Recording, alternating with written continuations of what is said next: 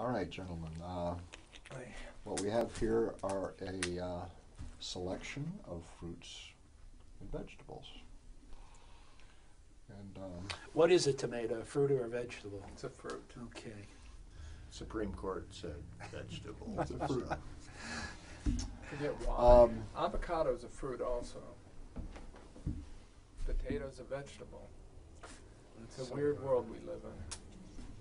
I saw a commercial on television yesterday. It was from Idaho, and it was a commercial for potatoes. The potato got the American Heart Association red check for being heart healthy.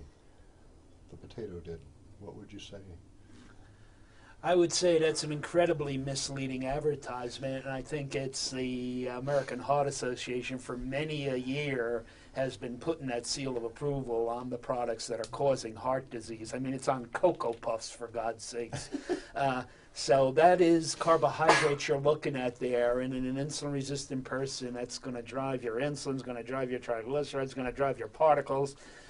So this is not something we need to be consuming, as that ad would have you believe. And they make, oh, your cholesterol will do better. Of course, your LDLs are carrying triglycerides instead of cholesterol, so but your particle count is higher. So this is the travesty that we face as physicians trying to educate our patients, and they go home and they see these ads that sort of make sense to them. And it's unfortunate. Any of these fruits, what comments would you make, Gary,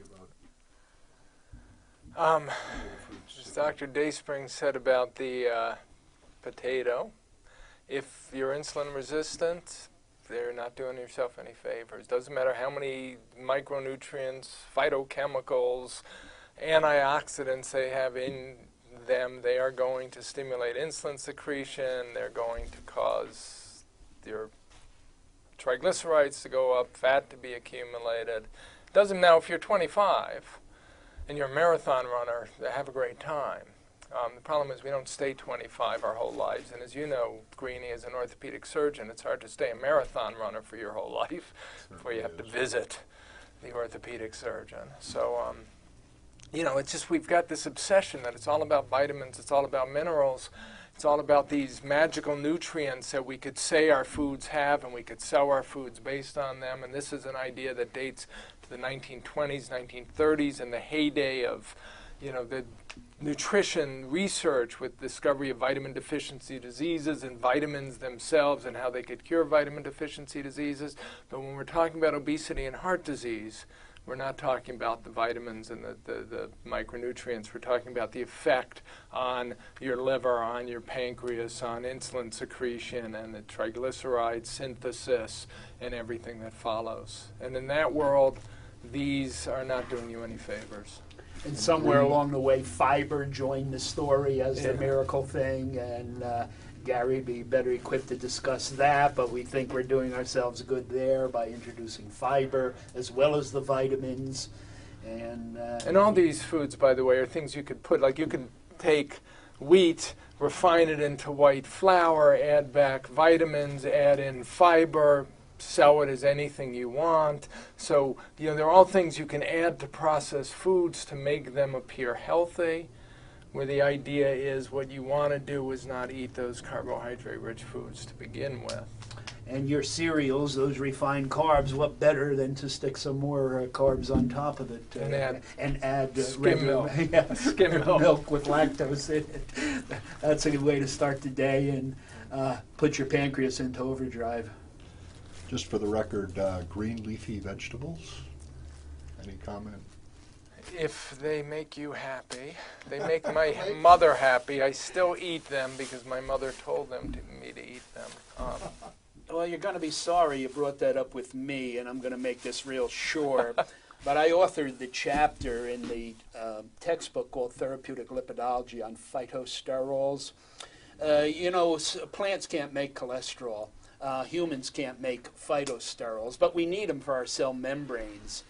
Every time we eat a plant, you're eating 30 or 40 molecules that look just like cholesterol, but they have some subtle biochemical differences. And something that looks like cholesterol but is not is called a non-cholesterol sterol. Believe it or not, if a phytosterol gets in your artery wall, it's at least as atherogenic and perhaps more atherogenic than cholesterol getting in your artery wall. Evolution solved this a long time ago by making your intestinal cells incredibly brilliant. So when we eat cholesterol or we eat phytosterols, and much of the cholesterol absorbed comes out of our liver through the bile, the intestine says, cholesterol, we're going to let you in. But phytosterols, this is not a plant. This person doesn't need you. So most humans can't absorb phytosterols and don't get into trouble. There's a rare genetic disease where the people have lost that ability to differentiate sterols, and they severely absorb phytosterols, and they get incredibly premature atherosclerosis. Very rare. But like everything else, the genes at play, there are subtle polymorphisms. So there are significant members out there in our patient populations who probably do overabsorb phytosterols. And if we identified them, there are ways of perhaps correcting that. And that's a way outside the box way of advanced lipidology, of covering all bases and keeping sterols out of your artery wall. In general, your body is not going to absorb those phytosterols, but how would you know unless you occasionally measure it?